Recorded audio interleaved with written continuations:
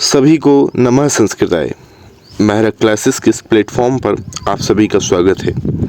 मेरा नाम कपिल योगी है और मध्य प्रदेश राज्य पात्रता परीक्षा में संस्कृत विषय को लेकर जिन विद्यार्थियों ने परीक्षा दी थी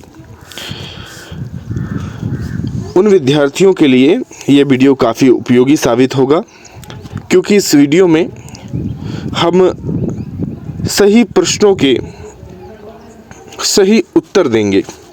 मैं सही प्रश्न क्यों कह रहा हूँ? क्योंकि यदि प्रश्न ही सही नहीं होगा तो सही उत्तर किस प्रकार से दिया जा सकता है, ये सब आप जानते होंगे। तो हम प्रारंभ करते हैं। प्रथम प्रश्न आप देख सकते हैं यहाँ पर कि ये सेट डी है। यदि आपके पास ए, बी या सी भी हो तो प्रश्न को देखकर आप अपने प्रश्न के अनुसार उत्तर को एडजस्ट कर लीजिएगा, क्योंकि क्रम बदलते हैं अक्सर अगर सेट अलग हो तो प्रथम प्रश्न है यहाँ पर, सत्यम परम धीमहि इति पंक्ति कस्य पुराणस्य। यह पंक्ति मैं आप सभी को बता दूं भागवत पुराण की है।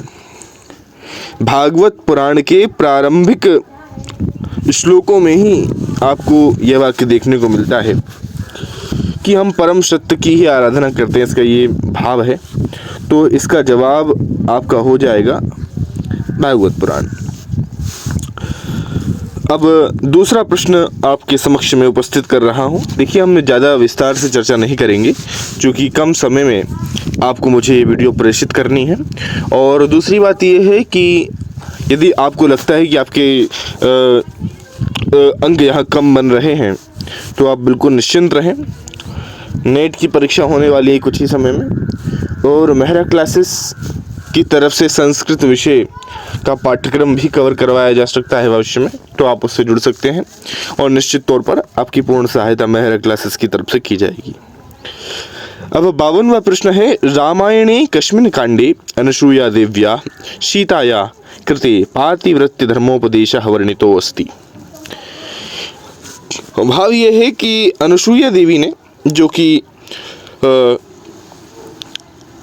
सीता जी को उपदेश देती हैं पतिव्रत धर्म का, जब वे वनगमन का प्रस्थान पूरा चल रहा होता है, वनगमन जो लीला चल रही होती है, उस समय अनुसूया देवी जो है वो सीता को पतिव्रत धर्म का उपदेश करती हैं। वे किस कांड में करती हैं? तो इसका सही जवाब हो जाएगा अरण्य कांड में। और तीसरा प्रश्न आपके समक्ष है कि मणि पुष्पक ये किसके संघ का नाम है? तो इसका सही जवाब है कि ये सहदेव के संघ का नाम मणि पुष्पक है, युधिष्ठिर के संघ का नाम है अनंत विजय, और भीमसेन के संघ का नाम है पौंड्र, और अर्जुन के शंख का नाम है क्या है? अर्जुन के शंख का नाम कोई बता पाएगा? अर्जुन के शंख का नाम है देवदत्त। कृष्ण जी के शंख का नाम है पांचजन्य। ठीक है। और नकुल के शंख का नाम क्या है? नकुल के शंख का नाम क्या है? आप ये लोग कमेंट करेंगे कि नकुल के शंख का नाम क्या है। और भगवान श्री कृष्ण के शंख का नाम क्या है? ये दोनों शंखों के नाम आपको कमेंट करना है। अब 54वें प्रश्न की तरफ मैं आपको लेके चलता हूँ। मनुस्मृतौ कस्मिन् अध्याये वानप्रस्थ संन्यास आश्रमयो विषयो निरूपितो अस्ति। भाई, मनुस्मृति में किस अध्याय में वानप्रस्थ संन्यास आश्रम के बारे में चर्चा की गई है संयुक्त रूप से? तो मनुस्मृति के 6वें अध्याय में संयुक्त रूप से वानप्रस्थ आश्रम और संन्यास आश्रम की चर्चा की गई है। वैसे तो 5वें अध्याय से चर्चा प्रारंभ हो जाती है, लेकिन उसमें केवल वानप्रस्थ सम्मिलित है, इसलिए यहाँ पर पूछा गया है कि वानप्रस्थ और संन्यास दोनों का सम्मिलित रूप से निरूपण किसमें है? तो हम 6वां अध्याय यहाँ पर चुनेंगे और ये सही भी साबित होगा। अब कौटिल्यस्य अर्थशास्त्रे कतमे अधिकरणे विवाह प्रकारा दंपत्यो और कर्तव्यम स्त्रीधनम दाय विभाग इत्येते विषया विमृष्टा सन्ति। भाई, इतने सारे विषय कौटिल्य अर्थशास्त्र के किस अधिकरण में देखने को मिलते हैं? तो आपको जवाब देना होगा। मैं आपको जवाब दे देता हूँ। इसका सही जवाब हो जाएगा डी। चूँकि धर्मस्थीय जो अधिकरण है उस धर्मस्थीय अधिकरण में ये जितनी भी चीज़ें बताई गई हैं उनका बहुत ही अच्छे तरीके से कौटिल्य ने वर्णन किया है। तो विवाह का प्रकार ये सब धर्म से संबंधित चीज़ें हैं, है ना। आप इसको थोड़ा रिलेट भी कर सकते हैं। अब आप सभी के समक्ष 56वां प्रश्न लेके आ रहा हूँ। ये 56वां प्रश्न किस लिहाज से है, क्योंकि 50 प्रश्न पहले पेपर के हैं। आप इसको 6वां भी मान सकते हैं और 56वां भी मान सकते हैं। ऐसा ब्राह्मी लिपि विशेषता नास्ति, ब्राह्मी लिपि की इसमें से कौन सी विशेषता नहीं है। तो संयुक्त वर्णानाम स्पष्ट सूचना। अब देखिए, संयुक्त वर्णों की स्पष्ट सूचना ब्राह्मी लिपि में होती है, निश्चित तौर पर होती है। ब्राह्मी लिपि जो है वर्तमान में हम देवनागरी लिपि जो देखते हैं उसी का पुराना रूप आप ब्राह्मी लिपि मान सकते हैं, जो कि प्राचीन कहेंगे पांडुलिपियों में प्राप्त होती थी। प्राचीन समय में देवनागरी लिपि के आविष्कार से पूर्व ब्राह्मी लिपि का ही प्रचलन था। तो यहाँ संयुक्त वर्णों की स्पष्ट सूचना बिल्कुल प्राप्त होती है। ऐसा चित्रलिपि, तो ये चित्रलिपि नहीं है। चित्रलिपि कहा जाता है चीनी भाषा की जो लिपि है ना, मंडरिन भाषा है। लिपि कोई और सी है, लेकिन उसे हम चित्रलिपि भी कहते हैं। तो यहाँ हम कहेंगे कि ब्राह्मी लिपि जो है उसकी विशेषता चित्रलिपि नहीं है, क्योंकि चित्रलिपि है ही नहीं। तो इसका सही जवाब हो जाएगा चित्रलिपि। और नीचे आप देखिए ध्वनि लिपि है। ध्वनि लिपि है ऐसा भाव, इससे अंशतः ठीक माना जा सकता है, पूर्णता नहीं, लेकिन अंशतः माना जा रहा है। तो ये भी सही जवाब नहीं होगा, क्योंकि विशेषता में ये सम्मिलित है। और पूछा गया विशेषता क्या नहीं है। स्वरवर्णस्य मात्राणाम व्यंजन सही होगा, बिल्कुल स्वरपत्रों की मात्रा, स्वरवर्णों की मात्रा से हमें व्यंजनों की ध्वनि परिवर्तन में सहयोग मिलता है। जैसे का को हम को कहते हैं, का को कहेंगे, इसमें ओ नामक स्वर जो है वो जुड़ गया और इसने ध्वनि भेद कर दिया, है ना। तो विस्तार से चर्चा तो नहीं करनी चाहिए, ठीक है, फिर भी यथास्थान मुझे लगेगा तो मैं करूँगा, जैसे कि अभी की। अब 6 प्रश्न हम कर चुके हैं। आप सभी के समक्ष 57वां प्रश्न है। पुरा नवम भवती थी पुराणम। इसमें तो कोई दोहरा नहीं कि ये यास्क ने कहा है। यास्क कहते हैं कि जो पुराना होते हुए भी नया है वह पुराण है। पुराना होते हुए भी जो नया है वह पुराण है। तो यास्क का ये कथन है। अब देखिए, नैव त्वया कृतं कर्म नापि दुर्योधनेन वै काले नैतत् कृतं विद्धि नियता येन पार्थिवा। यह 58वां प्रश्न है। इसमें पूछा गया कि ये श्लोक किसने कहा। इत्येषा उक्ति कस्य। तो ये उक्ति विदुर ने कही थी। कि भाई क्या कहा विदुर ने, इसका भाव समझिए, मैं आपको बताता हूँ। नापि नैव त्वया कृतं कर्म, ना ही ये कर्म तुमने किया है और ना ही दुर्योधन ने ही ये कर्म किया है। ये कर्म तो काल ने किया है।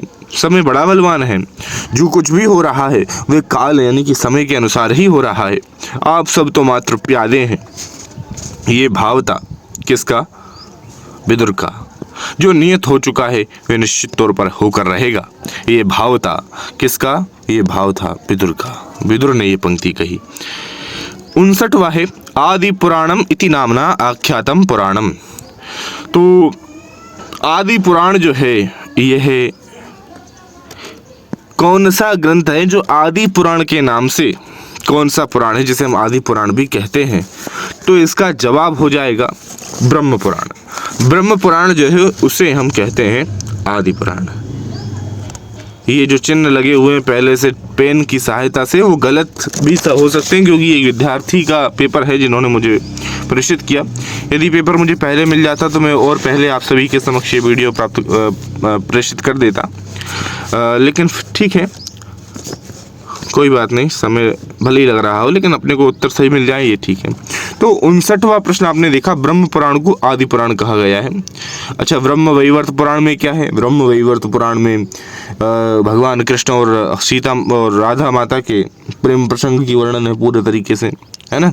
भगवान कृष्ण और राधा से संबंधित है ब्रह्म वैवर्त पुराण। विष्णु पुराण में आप जानते ही हैं भगवान विष्णु की लीलाओं का वर्णन है।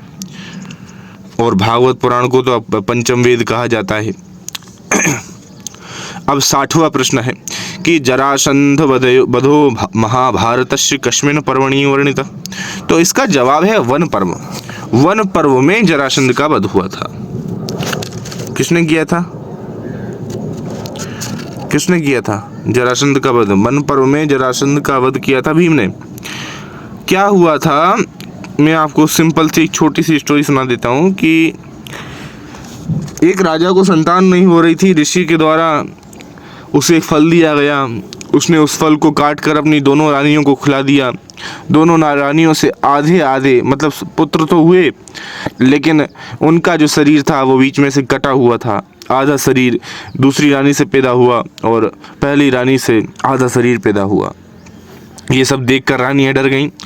उन्होंने उस शरीर को फिकवा दिया। कहाँ फिकवा दिया? जंगल में फिकवा दिया। जंगल में उन मांस के टुकड़ों को देखकर जरा नामक एक राक्षसी थी। जरा नामक राक्षसी ने उन दोनों ही मांस के पिंडों को उठाया और उठाकर उनको आपस में जोड़ दिया।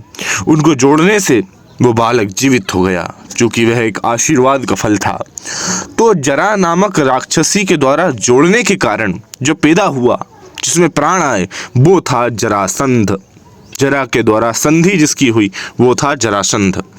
तो जरासंध इसी तरह उसका नाम पड़ा और उसकी मृत्यु का जो रहस्य था वो भी इसी जरासंध में ही छिपा हुआ था कि उसकी मृत्यु कैसे होगी। उसके दोनों शरीर को बीच में से फाड़कर, जिस तरह से जोड़ा गया था, बीच में से फाड़कर विपरीत दिशा में प्रत्येक पिंड को फेंक दिया जाए तो वह मर जाएगा। इस तरीके से उसकी मृत्यु का विधान था। तो भीम के द्वारा भगवान कृष्ण के निर्देश के अनुसार उसका वध किया गया। ये आप सभी को पता है। वन पर्व इसका सही जवाब है। और 61वां आपका प्रश्न है कि कौटिल्य मते दंडमूला विधा कतिधा।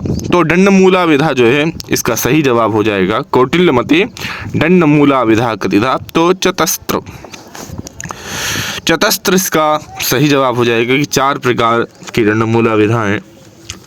अब 4 प्रकार की दंडमूला विधा किस प्रकार से? साम दाम दंड भेद, है ना। और इसका विस्तार से अध्ययन हम जब करेंगे उस समय मैं आपको बताऊंगा। इसका सही जवाब अभी आप समझ लें, ये है कौटिल्य मते मंत्री परिषदी कति मंत्रिणो भवेयु। ये सही जवाब इसका हो जाएगा यथा सामर्थ्यम। भाई कौटिल्य अर्थशास्त्र में वे लिखते हैं कि मनु के अनुसार 12 मंत्री होने चाहिए, बृहस्पति के अनुसार 16 मंत्री होने चाहिए और जो शुक्राचार्य के अनुसार 20 मंत्री माने गए हैं। लेकिन कौटिल्य कहते हैं कि यथा सामर्थ्यम, जितना सामर्थ्य हो, जितनी आवश्यकता हो उतने मंत्री मंत्रिमंडल में रख लेने चाहिए। अब 62वें के बाद 63वां है कि कौटिल्य मते गुप्तचरस्य भेदो नास्ति। तो कौटिल्य के मत में गुप्तचर के भेद नहीं है। कापटिक तो गुप्तचर है जो कि विद्यार्थी के वेश में रहता है, तपस्वी के वेश में रहता है, भिक्षु की भी एक प्रकार का गुप्तचर माना गया, लेकिन दानी कोई गुप्तचर उन्होंने नहीं माना है। तो आप दानी को सही समझे और ये दानी अपने इसको टिक किया कि गुप्तचर का भेद नहीं है, तो दानी गुप्तचर का भेद नहीं है। मनुस्मृतौ काष्ठाया परिमाणम, इसका जवाब हो जाएगा 12 निमेषा। निमेष कहा जाता है एक पल को। 12 पलों की एक काष्ठा होती है। ये समय संबंधी चीजें हैं। 12 पलों की एक काष्ठा होती है और निमेष, महाराज निमि के आधार नाम पर ये निमेष पड़ा है। मैं आपको इसकी कथा भी सुना सकता हूँ अगर आप समय ज़्यादा ना लगे। ठीक है, आगे बढ़ते हैं। जब भी समय इस विषय में चर्चा होगी हम आपको कक्षाओं में बताएंगे इसके बारे में। तो ये निमेष कैसे पड़ा? एक पलक झपकाने को पल कहते हैं पलक के कारण, और निमिष क्यों कहते हैं? क्योंकि महाराज निमिष का स्थान बताया जाता है कि प्रजा की पलकों पर है, इसीलिए उनके नाम पर इसको निमिष कहा जाता है। पूरी कथा है, बड़ी इंटरेस्टिंग कथा है। यदि समय मिलेगा तो मैं आपको अवश्य सुनाऊंगा। 64 के बाद 65वां प्रश्न आपके समक्ष है कि राज्ञः प्रयोजन सिद्धये सर्वत्राणाम रक्षिताराम धर्मदंडम को असृजत। मतलब राज्ञः प्रयोजन सिद्धे, राजा को प्रयोजन सिद्धे सर्वत्राणाम रक्षिताराम धर्मदंड को सृजत। तो इसका जवाब क्या होगा? इसका जवाब हो जाएगा ब्रह्मा। ब्रह्मा जी ने राजा को बनाया उसको क्यों बनाया? ताकि वो सभी की रक्षा कर सके धर्म और दंड की सहायता से। किसने बनाया राजा को? तो ब्रह्मा जी ने बनाया। ये दो हो गए, इसको ठीक कर देते हैं। अब आप सभी के समक्ष हम लगभग 15 प्रश्न हल कर चुके हैं। याज्ञवल्क्य स्मृतौ परिशुष्यत स्क्लद वाक्यो विरुद्धम बहुभाषते। ये कौन होते हैं? मूर्ख जो होते हैं वो ऐसे होते हैं। कैसे? जो कुछ बोलते हैं तो उनकी जबान सूख जाती है, उनकी जबान लड़खड़ाती है, स्खलित होती है, वाक्य में ठीक से बोल नहीं पाते क्योंकि उन्हें पता नहीं क्या बोलना है क्या नहीं बोलना है।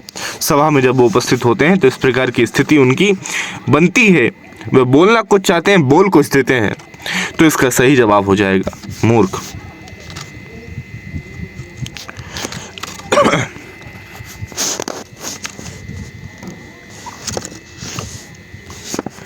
अब देखिए 67वां प्रश्न है। स्मृत्याचारण्यपेतेन मार्गेण दर्शितः परैः आवेदयति चेतराज्ञे तत् किं कथ्यते। तो भाई ये व्यवहाराध्याय है। व्यवहाराध्याय का ये एक श्लोक है और याज्ञवल्क्य स्मृति से संबंधित है। तो इसमें किस प्रकार की चर्चा की गई है? जब हम कोई आवेदन करते हैं राजा के समक्ष, कैसा आवेदन? स्मृति आचरणी पेतेन मार्गेण दर्शितः परैः। तो ये व्यवहार पद हो जाता है। व्यवहार पद मतलब यहाँ वह कुछ कोई इस प्रकार का आवेदन कर रहा है जिसमें किसी प्रकार की हिंसा नहीं है, जिसमें कि मात्र ऐसी समस्याएं हैं जो सामान्य समस्याएं हैं। और इस प्रकार से जब हम आवेदन करते हैं तो वह व्यवहार पद के संबंध में आता है।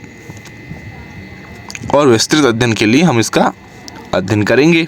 कक्षाओं में आप उपस्थित हो सकते हैं, जुड़ सकते हैं मेरे क्लासेस से।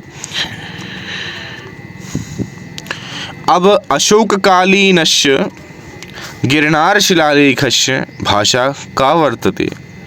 तो अशोक काल की जो गिरनार शिलालेख की जो भाषा थी वह प्राकृत पाली भाषा थी। जनसामान्य की भाषा को उन्होंने अपनाया था अपने शिलालेखों के लिए। उस समय जनसामान्य की भाषा पाली प्राकृत थी। 69वां है कि कनिष्ककालीन सारनाथ स्थित बौद्ध प्रतिमा अभिलेखस्य लिपि का। तो भाई कनिष्क काल में सारनाथ का जो बौद्ध प्रतिमा लेख था उसकी लिपि ब्राह्मी थी। रुद्रदामन के गिरनार अभिलेख की जो भाषा थी वो संस्कृत थी। आप देखिएगा कि आपके कितने सही बन रहे हैं। मैक्स मूलर के मत में ऋग्वेद का जो समय है वो 1200 ईस्वी पूर्व है। और ऋग्वेदस्य कश्मीर मंडले यम यमी संवासुक दिए तो सभी ने सही किया होगा। तो इसका सही जवाब हो जाएगा दशम मंडले। वररुचि महोदयानुसारेण व्याकरणस्य मुख्यानि प्रयोजनानि सन्ति। 73 वह प्रश्न है ये और इसका सही जवाब हो जाएगा एकादश। आप सभी को एक बात और बताता चलूं, जो वैदिक साहित्य यहाँ पे आ ही चुका है। वैदिक साहित्य को मैंने अपने स्वयं के चैनल पर पढ़ाया हुआ है। वो नेट JRF के सिलेबस के अकॉर्डिंग मैंने संपूर्ण इकाई कंप्लीट करवाई है। आप चाहें तो उस पर जाकर क्रम से अपनी पूरी वैदिक साहित्य की प्रथम इकाई को आप कंप्लीट कर सकते हैं।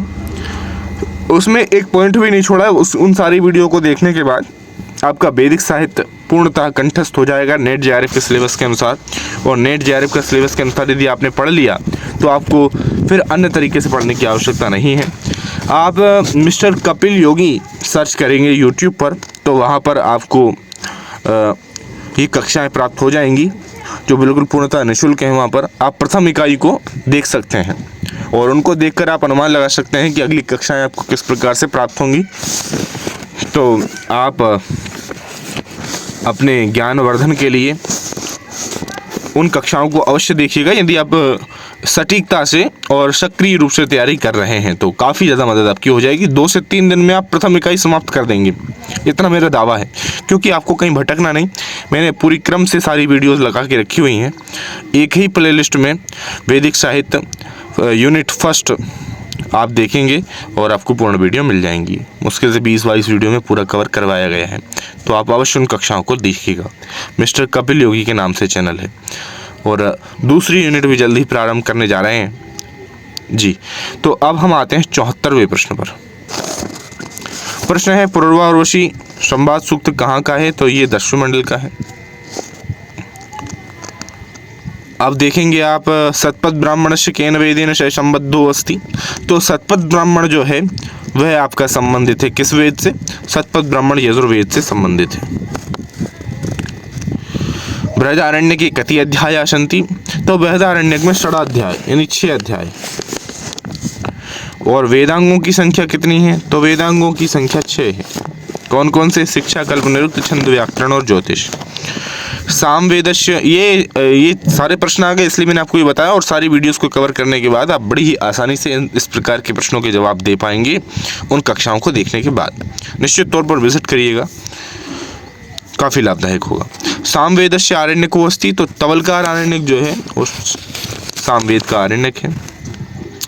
गौतमी शिक्षा ग्रंथ किस वेद से संबंधित है? ये सामवेद से संबंधित है। गौतमी शिक्षा, लोमशी शिक्षा और नारदी शिक्षा, ये 3 ग्रंथ जो हैं वो सामवेद से संबंधित है। कल्पसूत्र कति प्रकार सन्ति? ये बड़ा डिफिकल्ट प्रश्न है, क्योंकि कल्पसूत्र जो हैं उनके जो प्रकार हैं वह 4 हैं। श्रोत्र सूत्र, धर्म सूत्र, शुल्भ सूत्र और गृह्य सूत्र।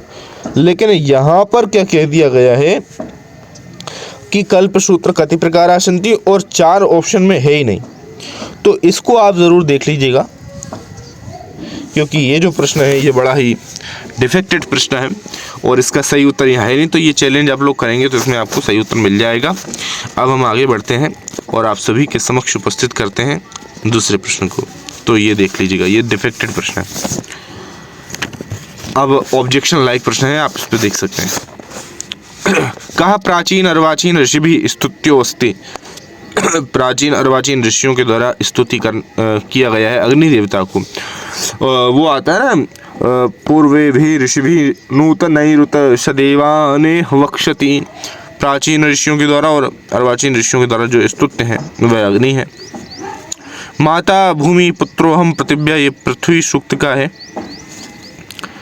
सुनश्य पुत्र नाम किम, ये अजीकर्त उसके पिता का नाम था। आप उसने कथा सुनी होगी, आपने पढ़ा होगा। तो आत्मा वारे द्रष्टव्या श्रोतव्यो मंतव्यो निदिध्यासितव्यो मैत्रेयी, ये कथन किसका है? तो ये याज्ञवल्क्य का कथन है अपनी पत्नी मैत्रेयी के प्रति, और ये बृहदारण्यक की घटना है। और ऋक् प्रातिशाक्यंता समान अक्षराणी। तो हम बता दें आपको कि 8 समान अक्षराण्यादिता ये वाक्य मिलता है ऋक् प्रातिशाक्य में। तो ये आप इसको सही समझें, 8 इसका सही जवाब हो जाएगा। 8 समान अक्षर हैं। यास्क मते आख्यातस्य लक्षणम अस्ति, यास्क के मत में आख्यात का लक्षण क्या है? तो भाव प्रधानानि आख्यातानि और सत्व प्रधानानि नामानि। सत्व प्रधान नाम होता है और भाव जो होता है, भाव प्रधान होती है आख्यात। नाम, आख्यात, उपसर्ग, निपात 4 प्रकार से उन्होंने बताया है और उनकी परिभाषाएं दी है। तो भाव प्रधानानि आख्यातानि।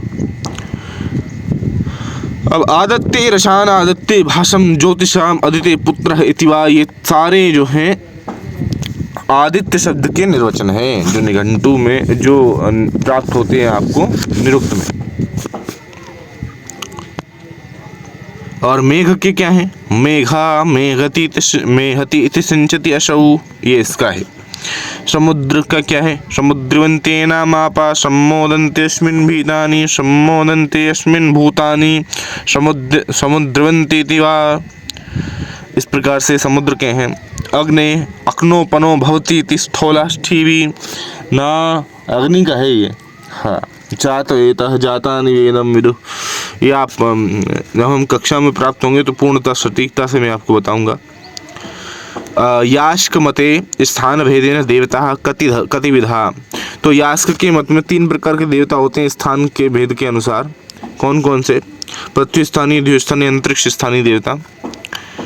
वेदिकः कः स्वरः समाहारो भवति। तो मतलब ये पूछ रहा है कि समाहार स्वर हम किसे कहते हैं? स्वरित को हम समाहार कहते हैं। क्योंकि उदात्त और अनुदात्त का योग ही तो स्वरित है, इसलिए हम इसको सी मानेंगे सही जवाब। 90वां प्रश्न है ब्राह्मणानां प्रतिपाद्य विषया कति वर्गेषु विभक्ता। ब्राह्मणों में जो प्रतिपादित विषय है वो 5 वर्गों में विभक्त किया जाता है, और आप इसको समझेंगे इस तरीके से 5 वर्गों में विभक्त है। वो श्लोक मुझे याद नहीं आ रहा है कौन सा है वो, चलिए ठीक है कक्षा में ही देखेंगे। वैशेषिक मते अस्मिन् क्षणे भूमौ घटा भाव, ये अत्यंता भाव कहलाएगा, ठीक है।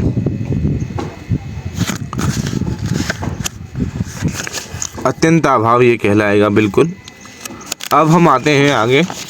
92वां प्रश्न है कि भाई अपवर्गा कथम प्राप्यते, अपवर्ग यानी मोक्ष कैसे मिलेगा आपको, धर्म से मोक्ष मिलेगा।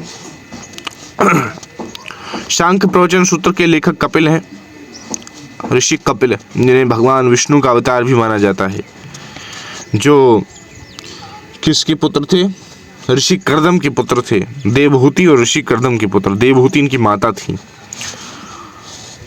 अष्ट सिद्धि कहा जाता है, इनकी बड़ी बहनें थीं। और गुप्तेन्द्रियोपस्थस्य संयम का, उपस्थ इंद्रिय का संयम ब्रह्मचर्य कहलाता है। वादी प्रतिवादिनो संप्रतिपत्ति विषयो अर्थों का, वादी प्रतिवादी का संप्रतिपत्ति विषयों अर्थों का, तो प्रयोजन, भाई समझौता जो होता है वो किसी प्रयोजन पर ही तो आधारित होता है, किसी प्रयोजन पर ही आधारित होता है, आप समझेंगे इसको। संप्रतिपत्ति यानी कि समझौता, वादी प्रतिवादी इन दोनों का क्या समझौता, समझौते का विषय, समझौते का अर्थ क्या हो सकता है, प्रयोजन, दोनों का प्रयोजन यदि सिद्ध हो जाए तो समझौता हो जाएगा।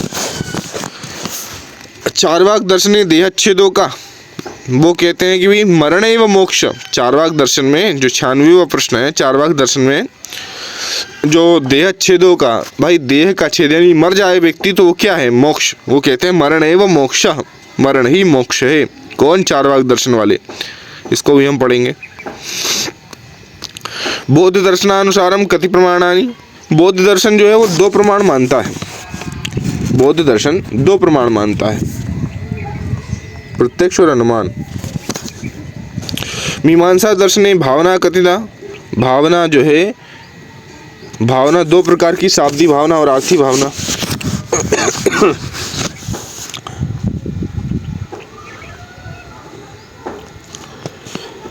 99वां प्रश्न है बौद्ध दर्शने माध्यमिक संप्रदायस्य प्रवर्तनम केन कृतम। इसका जवाब हो जाएगा माध्यमिक संप्रदाय का, ये सिंपल समझ में आ रहा है भाई ना, और बाकी सब तो बौद्ध दर्शन से संबंधित है नहीं। कुमारिल भट्टानंद, आनंदवर्धन, आर्यदेवेन, नागार्जुन नहीं है, तो आपने तो सही कर ही दिया होगा सभी ने ये वाला, जिसने थोड़ा बहुत भी पढ़ा हुआ है। तो अब 100वां क्वेश्चन हम आ गए हैं, स्मृति प्रमाणत्वेन केन, स्मृति को प्रमाण के रूप में कौन स्वीकार करता है, तो सांख्य दर्शन स्वीकार करता है।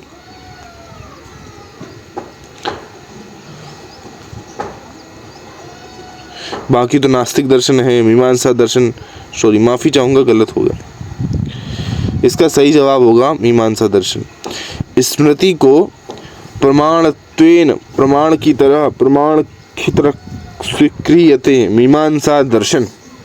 सांख्य दर्शन ईश्वर का अस्तित्व स्वीकार नहीं करता, बौद्ध दर्शन जो है वो है नास्तिक दर्शन है, जैन दर्शन भी नास्तिक दर्शन है, तो स्मृति ग्रंथों की यहाँ चर्चा ही नहीं हो सकती। इसका सही जवाब होगा मीमांसा दर्शन, जो कि घोर आस्तिक दर्शन है।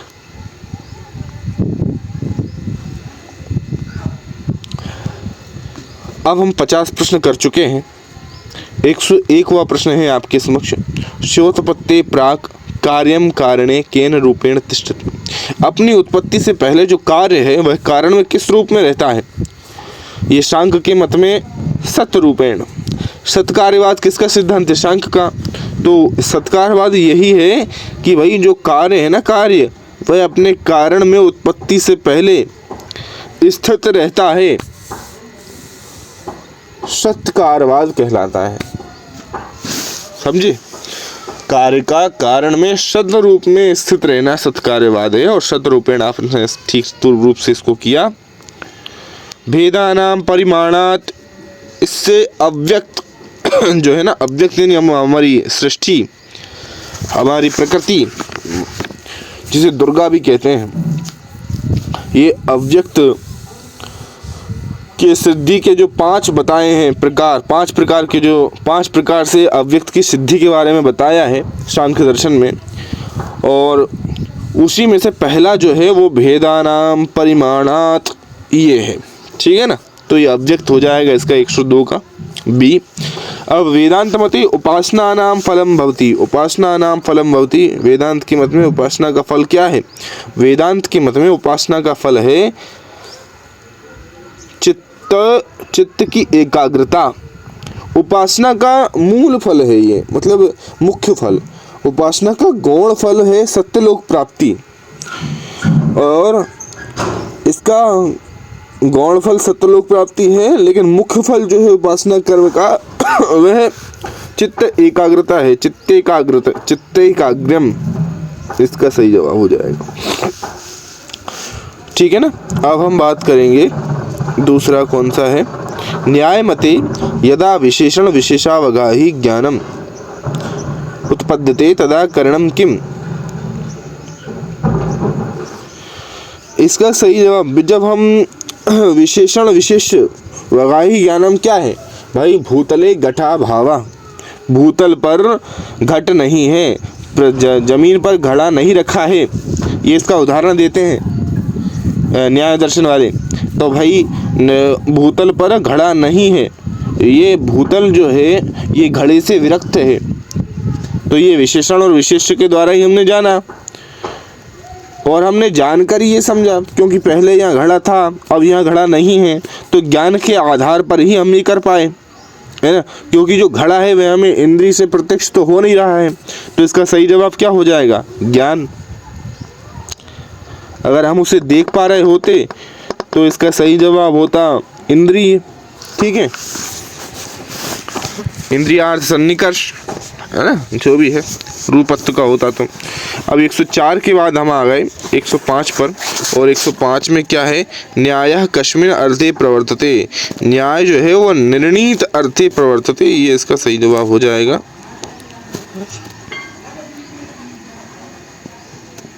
एक 106 का डी हम 106 का डी है सही आंसर हम बिल्कुल। अज्ञातार्थ ज्ञापको वेद भागा उच्यते विधि, अज्ञातार्थ ज्ञापको वेद भागा विधि, ये परिभाषा मिलती है हमें मीमांसा दर्शन में।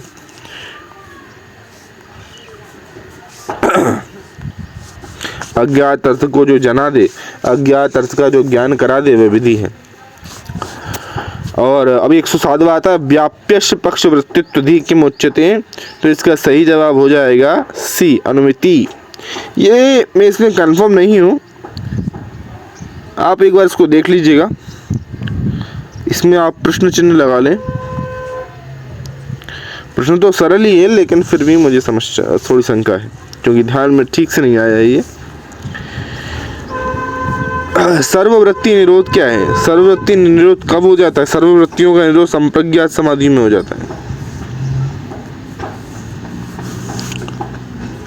अथा तो ब्रह्म जिज्ञासा में जो अथ शब्द है वे किस शब्द का, उसका अर्थ क्या है भाई? वेद अध्ययन के आनंतर्य अब हम ब्रह्म की जिज्ञासा करते हैं। वेदांग इत्यादि हमने पढ़ लिया है, उसके तुरंत बाद हम पढ़ेंगे, अब हम ब्रह्म की जिज्ञासा करेंगे। अथा तो धर्म जिज्ञासा, ब्रह्म जिज्ञासा, ठीक है ना। तो वेद अध्ययन के आनंतर्य में इसका भाव है।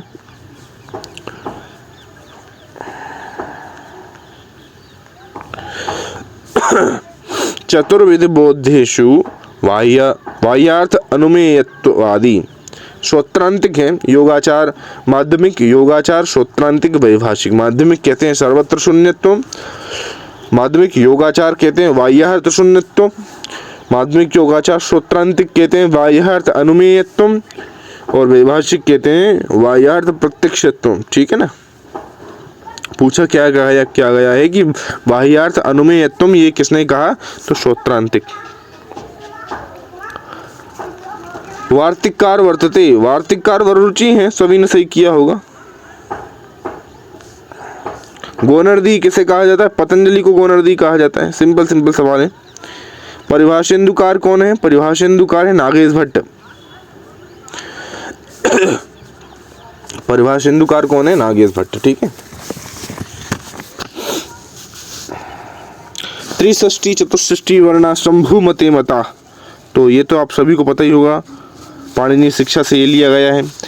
64 और 63 मत किसके वर्ण होते हैं? किसके मत में? शंभु मते मता। पतंजलि कहते हैं त्रिषष्टि चतुष्षष्टि वर्णा शंभु मते मता। 115वां है विव्रते उदाहरणम हरिष्येते शिवो वंद्य, शिवो वंद्य, शिवो वंद्य। विवृत हो रहा है आपका चेहरा, मुंह, शिवो वंद्य, तो इसका सही जवाब हो जाएगा सी। अब हम आते हैं समीचीनम युग्मम, इसका सही जवाब है निषाद। क्या है? निषाद अनुदात, निषाद निषाद उदात्त है। देखिए निषाद उदात्त है, ऋषभ अनुदात्त है, षड्ज और मध्यम दोनों स्वरित हैं। अब ये दोनों तो स्वरित हैं, ये तो ठीक है। 2 4 आखिरी 2 4 या 4 2 होना चाहिए लास्ट में, वो तो ठीक माना जाएगा।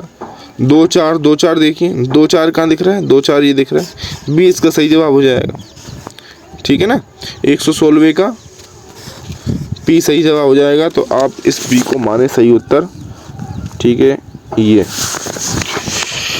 अब प्रश्न है कि भाई वरदराजाचार्य, वरदराज के गुरु का नाम क्या था? भट्टोजी दीक्षित। लघु सिद्धांत कौमुदी और सिद्धांत कौमुदी सभी जानते हैं। केंतोम वर्ग के अंतर्गत कौन नहीं आती? केंतोम वर्ग के अंतर्गत आती है तो लैटिन भाषा केंतोम वर्ग के अंतर्गत आती है, और अवेस्ता संस्कृत फारसी ये शतम वर्ग के अंतर्गत आती है। शतम वर्गीय विभाजन है ना, जो प्रोफेसर अशकोली ने किया है, शतम वर्गीय विभाजन, उसके अनुसार ये प्रश्न आया है, भाषा विज्ञान से आया है ये। संस्कृत व्याकरण प्रत्याहारा परिचायिका, प्रत्याहार का परिचायक संस्कृत व्याकरण में क्या है? मतलब प्रत्याहार क्यों मतलब नियोजित किए गए हैं व्याकरण में, किसके लिए किए गए हैं? इसका जवाब मुझे शीघ्र भाषण लग रहा है, लेकिन आप सब आंसर की आने के बाद हमें स्पष्टता प्राप्त हो जाएगा। शीघ्र भाषण, ताकि हम व्याकरण को लघु कर पाएँ, हम व्याकरण को जल्दी जल्दी बोल पाएँ। जैसे हमें कहना है हल, हमें संपूर्ण व्यंजन बोलने हैं, तो हम हल कह देंगे तो संपूर्ण व्यंजन का हमने नाम ले दिया है ना। हा से लेके माँ तक, हा से लेके ला तक जो प्रत्याहार है ना, आ योण रिल का ए ओइंगा ए ओचा हय वरटा लण यम गण नम, जब यहाँ घट दस जब गढ़ दस खप छटता छट तब कपय सस्सर हल। तो जब हम पढ़ेंगे तो उसको विस्तार से देखेंगे। अब ग्रिम नियम के अनुसार घा जो है वह जर्मन शाखाया भवति, घा जो है वो क्या हो जाता है? तो देखो इसमें क्या है, एक बड़ा श्लोक है, कपिल देव द्विवेदी जी ने लिखा है भाषा विज्ञान पुस्तक में, कतपा हतफा संतु गदवा गदवास्तथा गदवा कतफा संतु ग्रमाख्ये नियमे सति, ये उनका नियम है। तो ग्रिम नियम को इन्होंने बताया है इस श्लोक में। तो गदवा गदवा, घा जो है वो गा हो जाता है, तो इसका बी हो जाएगा सही। और विशिष्ट चर्चा हम करेंगे कक्षाओं में। अब 121 सुडनपुंसकस्य सर्वनाम स्थान संज्ञा का सूत्र है। शी सर्वनाम स्थानस्य सुडनपुंसकस्य, 2 ही तो सूत्र हैं। शकंदु, शकजन अंदु शकंदु। ये देखिए जो आसान है उसमें करता जा रहा हूँ फटाफट।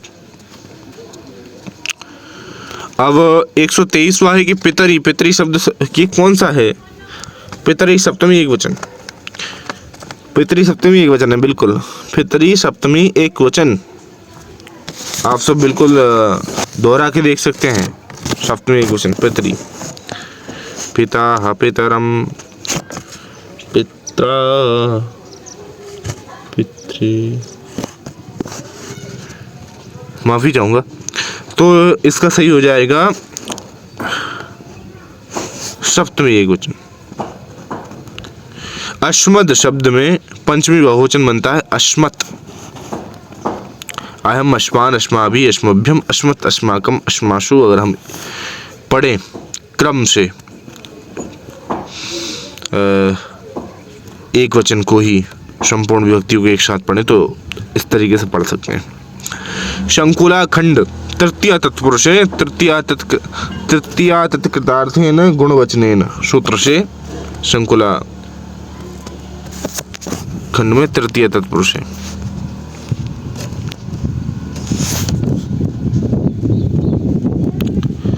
पितरौ इत्यत्र समासः अस्ति, पितरों में द्वंद्व समास है, एक से द्वंद्व।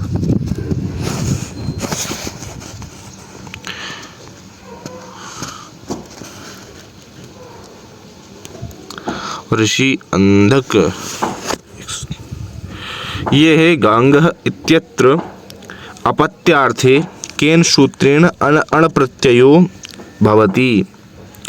देखिए इसमें मैं कंफर्म नहीं हूँ, लेकिन इसका सही जवाब ऋष्यंधक वृष्णि कुरुभ्यश्च मैंने माना है। हो सकता है ये गलत हो, लेकिन आंसर के आने पर ये हमें स्पष्ट हो जाएगा। आप इसको देख लीजिएगा। वावृज्यते, इसमें यंगंत प्रक्रिया आपने पढ़ी है। यंगंत प्रक्रिया में वावृज्यते बनता है ब्रज धातु से। णिच प्रेरणार्थक होता है। और यंग चर्चा जब हम करेंगे णजंत की, षण्णंत की और यंगंत की, तब इस बारे में विस्तार से चर्चा करेंगे। वावृज्यते इत्यत्र का प्रत्यय तो यंग। नर्तकी में कौन सा प्रत्यय होगा? तो नर्तकी जो शब्द है वह नर्तक से नर्तकी हुआ है, तो पुनर्योगादाख्याम सूत्र से गीस प्रत्यय होगा इसमें।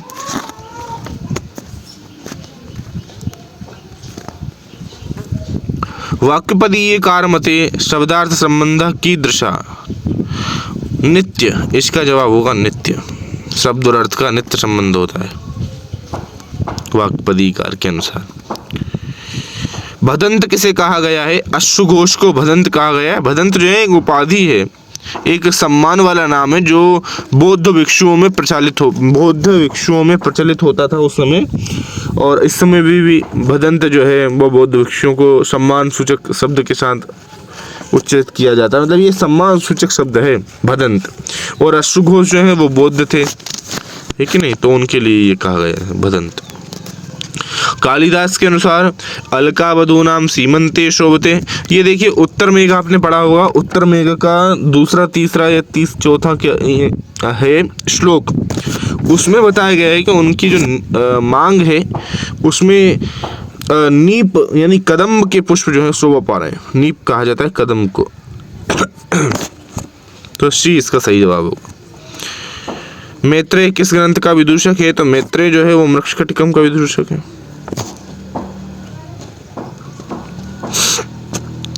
वसंती ही प्रेमणि गुणानुवस्तुनि, इस ये कहाँ का है? तो भाई इसमें भी मैं संशयबद्ध तरीके से कहूँगा कि संशय नहीं, वसंती ही प्रेमणि गुणानुवस्तुनि, ये किरातार्जुनीयम का है। क्या भाव है इसका?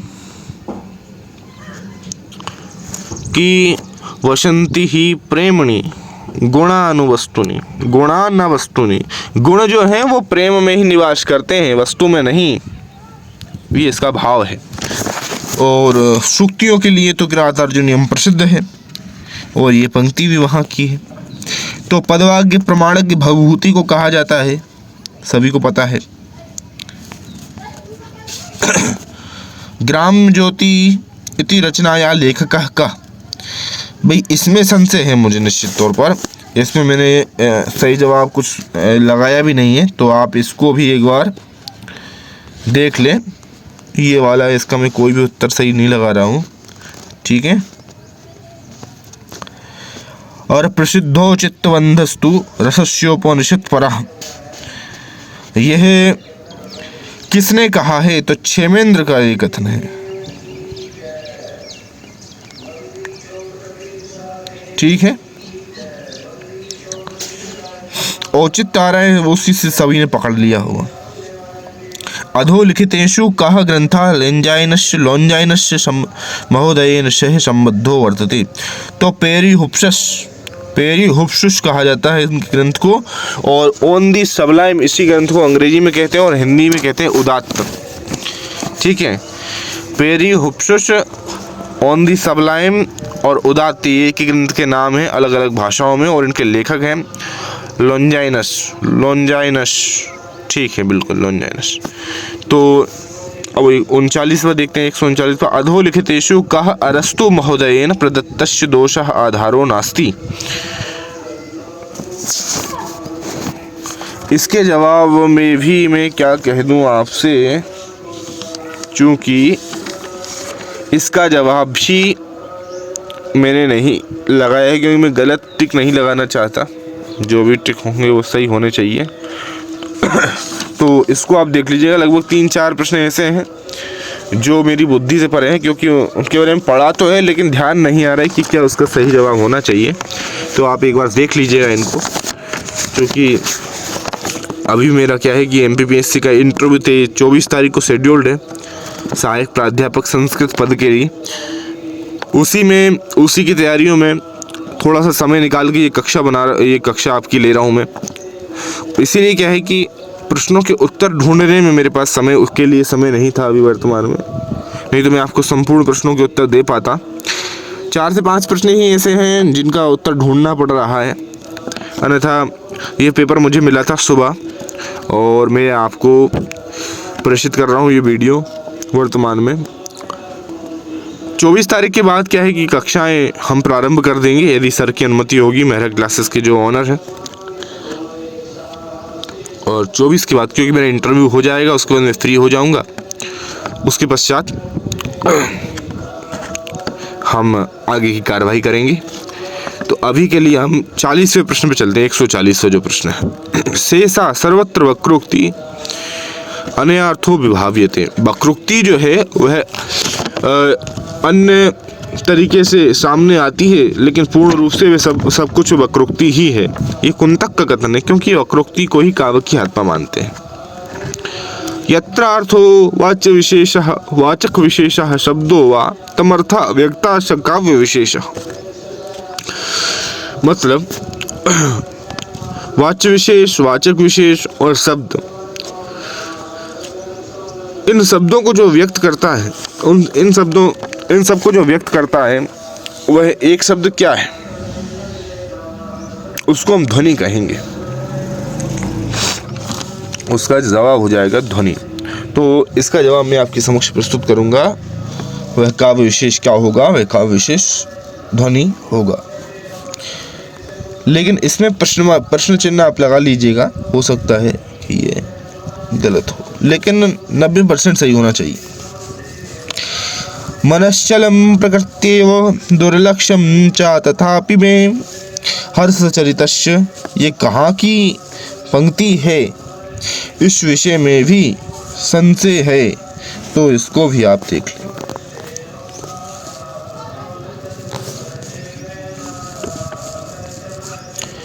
अभियान शाकुंतले नष्टा शंका हरिण शिशुओ मंद मंदम चरंती।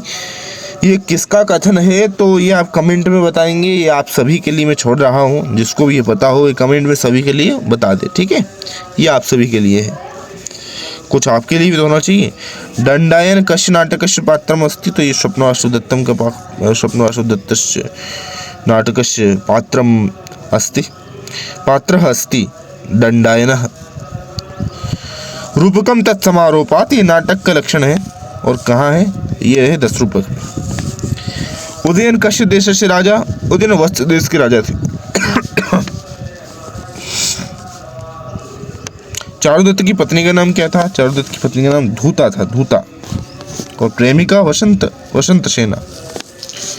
उत्तर रामचरितम में 7 अंक है, बिल्कुल सही जवाब है। और मृक्षकटिक में जो साकार है वो प्रतिनायक कहा जाता है, प्रतिनायक है शकार। हर्षदेव प्रणीतस्य कृति। इन्होंने रत्नावली नाटिका लिखी, ठीक है। और आशा है कि आप सभी ने इसी तरह सही उत्तर दिए होंगे जो आप परीक्षा में थे, और सभी का शेट क्वालिफाई हो। जिनका नहीं हो रहा है वो नेट चूँकि दे सकता है, जो कि जनवरी में आयोजित होगा। और अगर तैयारी ठीक नहीं है तो आप जुड़ जाइए हमारे साथ संस्कृत विषय को लेकर। निश्चित ही अभी अगर आप नहीं कर पा रहे हैं तो आने वाले जून जुलाई वाले सेशन में जो नेट की परीक्षा आयोजित होगी उसको आप निश्चित रूप से उत्तीर्ण कर जाएंगे, ये मेरा दावा है, यदि आप हमसे जुड़ते हैं और रेगुलर कक्षाएं लेते हैं तो। और मैं आपको ये पूर्ण रूप से बता दूं कि मेरे द्वारा जो आपको बताया जाएगा वो उसी तरह होगा जैसे मलय से चंदन, यानी कि मलय पर्वत में चंदन क्या है, चंदन क्या है, चंदन सार भाग है, जैसे दही से मक्खन सार भाग है। यानी कि जो जितना कुछ मुझे पढ़ना पड़ा है उसके बाद मुझे जो सार प्राप्त हुआ है वह सार भाग आपको बड़ी आसानी से मिल जाएगा यदि आप हमसे जुड़ते हैं, मुझसे जुड़ते हैं। और निश्चित तौर से आने वाली परीक्षाएं आपका इंतज़ार कर रही हैं और आप उन परीक्षाओं में यदि अच्छा पढ़ते हैं, अच्छा याद करते हैं तो सफलताओं को प्राप्त कर जाएंगे, सफलता आपके कदम चूमेगी। राजस्थान में भी भर्ती आई है। देखिए संस्कृत का ऐसा है कि संस्कृत में सिलेबस किसी भी भर्ती परीक्षा का हो, अगर आपने नेट का सिलेबस कवर कर लिया तो किसी भी भर्ती परीक्षा को आप आसानी से निकाल जाएंगे। सीनियर टीचर की भर्ती राजस्थान में आई हुई है, 302 पद हैं संस्कृत में। और असिस्टेंट प्रोफेसर की भर्ती भी आई हुई है राजस्थान में, जनवरी से प्रारंभ होंगे फॉर्म भराने, वहाँ भी 26 के आसपास पद हैं। आप ये ना सोचें कि पद कम है, आपको तो एक ही पद चाहिए। और यदि आपकी तैयारी उच्च स्तर की होती है तो निश्चित तौर पर उस उच्च स्तर की तैयारी से आप सफलता अर्जित कर सकते हैं। तो आप अवश्य हमसे जुड़ें। अंत में यही कहूँगा कि नमः संस्कृताय, और निश्चित तौर पर आप विज़िट करिएगा, करना भी चाहिए। मिस्टर कपिल योगी नाम से चैनल है, आप पहले इकाई उसकी देख सकते हैं ताकि आपको पता लग जाए कि किस प्रकार से मेरी शैली है पढ़ाने की। बहुत बहुत धन्यवाद। मेहरा क्लासेस में आपने समय दिया इतना हमारे लिए, उसके लिए धन्यवाद। चैनल को अवश्य सब्सक्राइब कर लें। शुक्रिया। नमः संस्कृताय।